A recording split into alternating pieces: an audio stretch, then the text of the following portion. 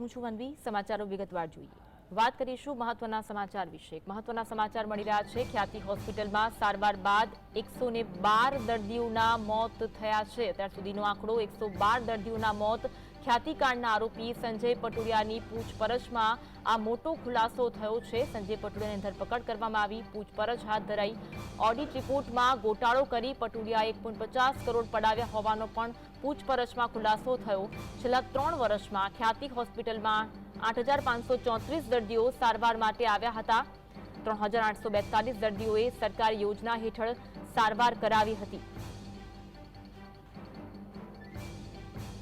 અત્યાર સુધીમાં એટલે કે 1/9/2021 થી 28/10/2024 દરમિયાન ખ્યાતિ હોસ્પિટલ ખાતે કુલ 8534 દર્દીઓ સારવાર માટે આવેલા હતા અને જે સરકારશ્રીની લોકો માટેની યોજનાઓ જે છે જેમાં એમને સારવાર મળી શકે વિનામૂલ્યે, એ પૈકી 3842 દર્દીઓએ ત્યાં સારવાર લીધેલી છે અને અત્યાર સુધીમાં આ સારવાર દરમિયાન અથવા તો સારવાર લીધા બાદ કુલ 112 લોકોના મૃત્યુ થયેલા છે।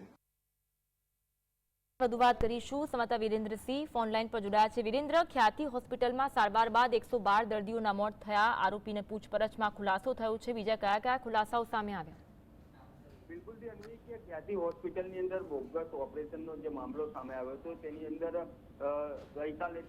ગઈકાલે વહેલી સવારે જ ડોક્ટર સંજય પટોડિયાની ધરપકડ કરવામાં આવી છે અને તેની પૂછપરછમાં ખૂબ જ મોટા ખુલાસા સામે આવ્યા છે। વિગતવાર જો અન્વી વાત કરવામાં આવે તો ખ્યાતિ હોસ્પિટલ ખાતે કુલ છેલ્લા 3 વર્ષની અંદર 8534 જેટલા દર્દીઓ સારવાર માટે આવ્યા હતા, જેની અંદર 3842 જેટલા દર્દીઓએ સરકારી આ યોજના જે પીએમજે યોજના છે તેની હેઠળ સારવાર કરાવવામાં આવી હતી। તેની સાથે સાથે સૌથી મોટા સમાચાર અન્વી તે મળી રહ્યા છે કે અત્યાર સુધીમાં ખ્યાતિ હોસ્પિટલની અંદર 112 જેટલા દર્દીઓના મોત નીપજ્યા છે।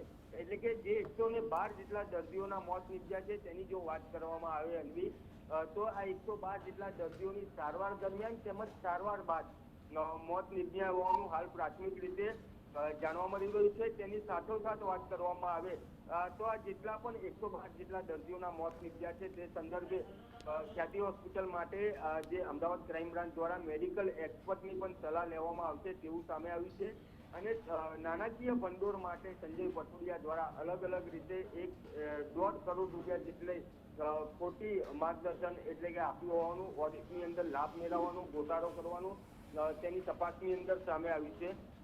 બીજી બાજુ જો વાત કરવામાં આવે તો આ વર્ષે જે તે બજાજ એલિયન્સ હતી જે કંપની વીમા કંપની છે તેને ટેન્ડર આપવામાં આવ્યું હતું અને પીએમજી અને બજેટના કર્મચારીઓ જે છે તેને ટેન્ડર અપાયું છે। તમામ લોકોની અમદાવાદ ક્રાઇમ બ્રાન્ચ દ્વારા પૂછપરછ પણ કરવામાં આવી છે એવું જાણવા મળ્યું છે અને આ જે પીએમજે યોજનાનો ગેરલાભ કેટલા લોકોએ લીધો છે તે પણ તપાસ કરવામાં આવશે। પરંતુ તેની સાથે સૌથી મોટા સમાચાર એ કહી શકાય કે અત્યાર સુધી ટોટલ 112 જેટલા દર્દીઓના ખ્યાતિ હોસ્પિટલની અંદર મોત નીપજ્યા હોવાનું પ્રાથમિક રીતે જાણવા મળી રહ્યું છે। આભાર વિરેન્દ્ર, માહિતી આપવા માટે।